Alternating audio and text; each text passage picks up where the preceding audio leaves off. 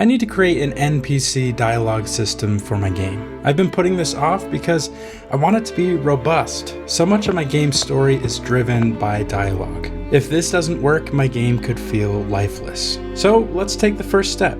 Game plan.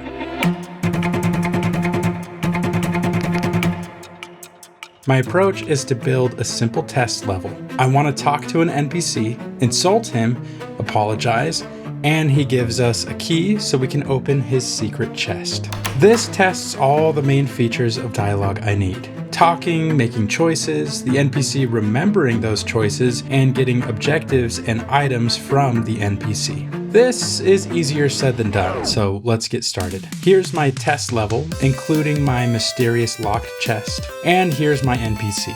We'll call him Steve.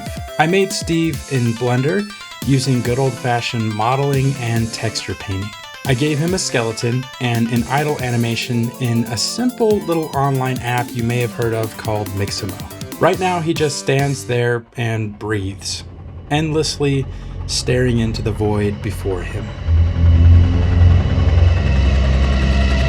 Blender has these helpful bits of data called custom properties here in the Object Data tab. This is kind of like a map. Godot reads that map to get directions on where to find what it needs. For example, this custom property tells Godot this NPC's ID, and through my own programming, I make Godot search for the specific NPC folder. In there, we have the NPC's script and their voice. Their voice just sounds like gibberish. The script follows a specific format. It looks more complicated than it actually is. The important thing here is to stay organized. Branching dialogue like this is a lot to write. It feels like writing one of those choose your own adventure books. Call me crazy, but once I get settled in, I actually really enjoy this process.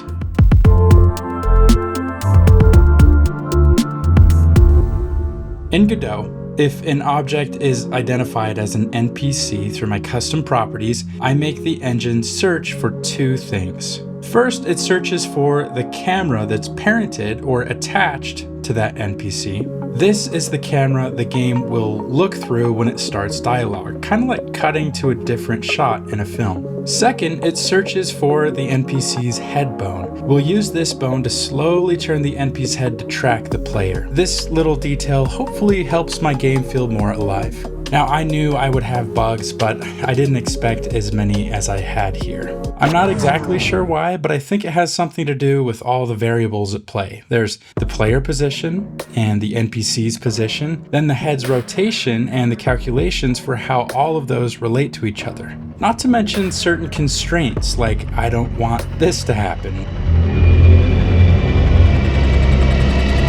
So I have to limit the range of rotation the head is allowed to take. This is the kind of stuff you think will be simple until you actually get down to it. There's only one way forward though. So I spent about the next 3 hours buried in documentation and code, and a few sticks of gum later,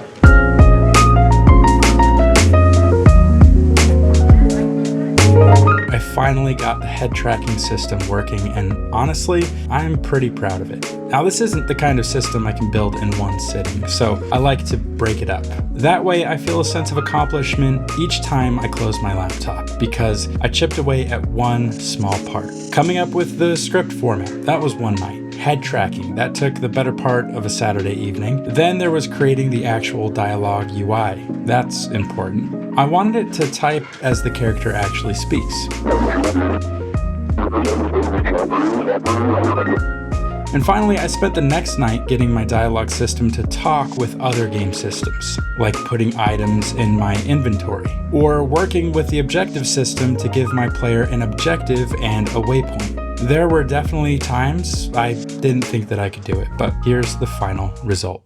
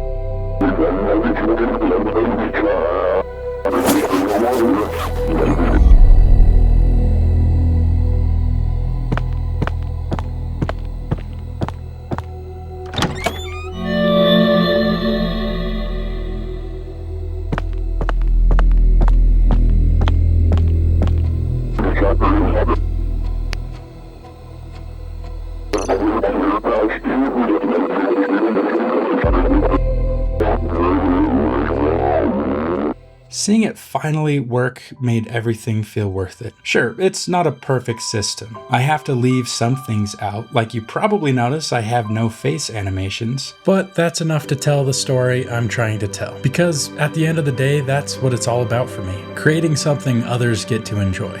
Or, you know, maybe we're just making silly games. You decide how you want to look at it. Thanks for checking out this little devlog update. Hopefully I'll see you in the next one.